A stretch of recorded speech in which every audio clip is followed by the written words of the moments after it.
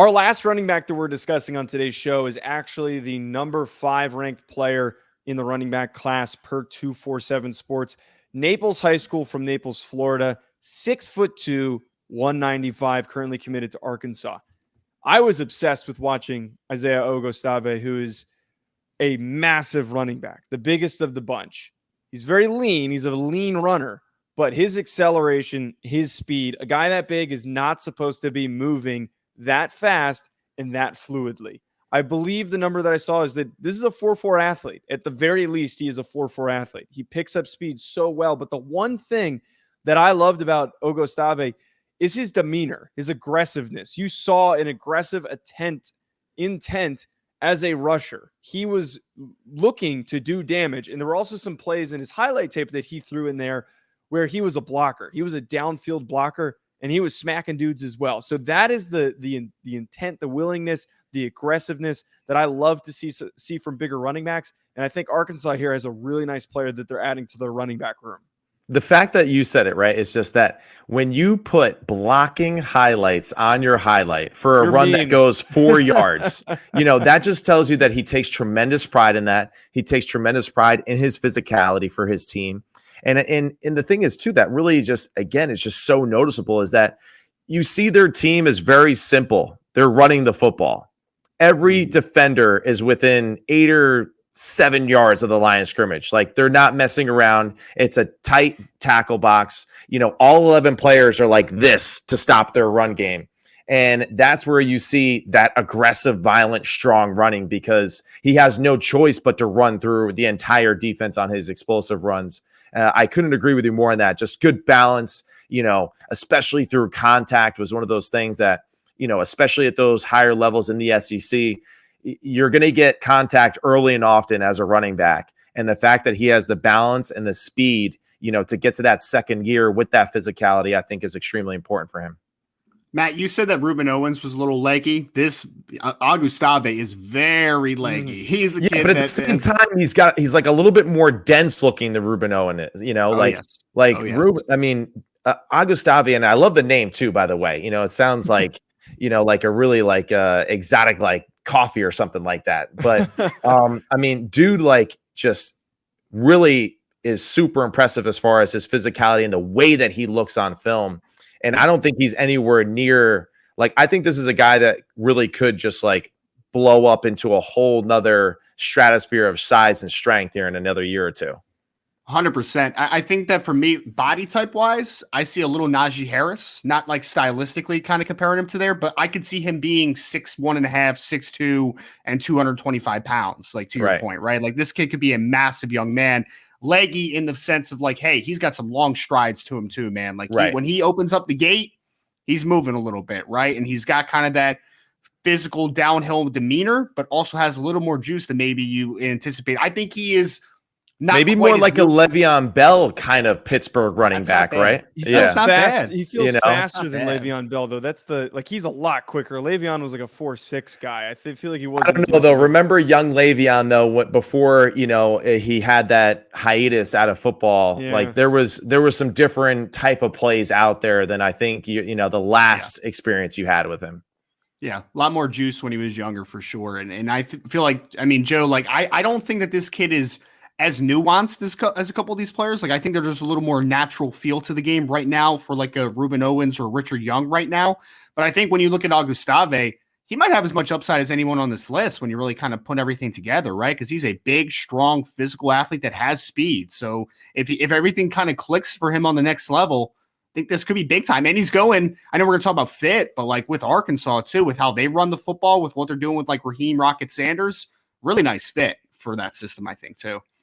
And I think this might be, actually, I don't think it's an aggressive take at all. I know that you guys like Richard Young better, but I think that Augustave is somebody in 2 years, he might redshirt because they already have some guys lined up. But in 2 years, everyone's going to be like, where the heck did this guy come from? Because he's the 5th guy down on the list and he's not ranked as highly. No one's going to be talking about him as much. Everyone's going to be talking about Ruben Owens because he's the top player and he went to Louisville and he's probably going to play right away. But Augustave, he gets into the mix. He's playing behind a really good offensive line.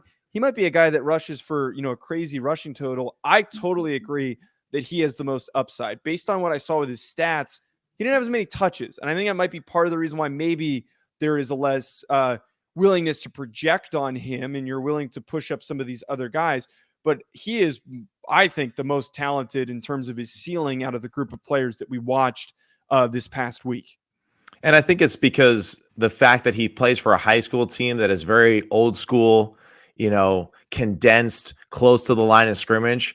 And it's the fact that, like, when he gets to that next level, that he'll be able to be a part of an offense that can distribute the football a little bit better, can use the field to their advantage, and that's where you're going to see him take that jump, because now he's going to be running against, fronts that have 5 or 6 guys in them instead of all 11, at the line of scrimmage. So I think that advantage to him is he's going to get to college and he's like, whoa, there's not as many people around the line of scrimmage as usual. This is pretty cool, and that's where, like, I think for him, he's going to have a tremendous growth too, of actually having that space available to him more often than what he saw in high school.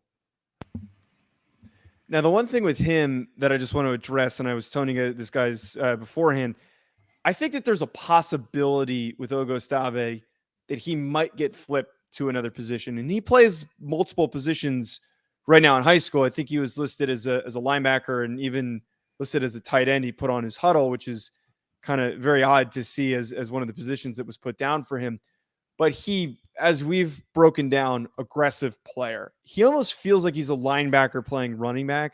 Part of me partially wonders if maybe he gets to Arkansas and they go down and they lose a running or a linebacker and they need to bump him in, and then that's just the rest of it. He, out of any of these guys, I think could play another position for sure because of his build, his size, his explosiveness. But at the very least, he's going to play some position early if it's on offense or defense.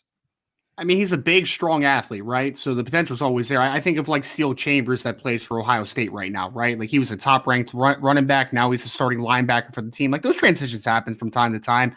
I think it's really about what the projection looks like, right? Like what's the running back room look like? What's the depth of different positions?